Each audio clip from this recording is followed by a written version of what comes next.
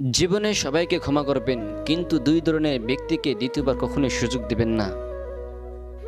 এক, যাদের double face, মানে অন্যদের কাছে কথা বলে বেড়ায়, নিজেকে খুব পলিটিক্স মনে করে, নিজেকে খুব বুদ্ধিমান মানুষ মনে করে।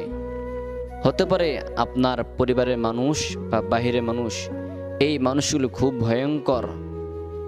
ডাবল ফেস, আপনার কাছে এসে তারা সুন্দরভাবে কথা বলবে, মিষ্টি ভাষায় কথা বলবে, কিন্তু অন্যদের কাছে গিয়ে আপনাকে নিয়ে বাজে মন্তব্য করবে, আপনাকে নিয়ে খারাপ কথা বলবে। যে অন্যায় আপনি করেন নাই সে অন্যায় আপনার উপর চাপিয়ে দিবে।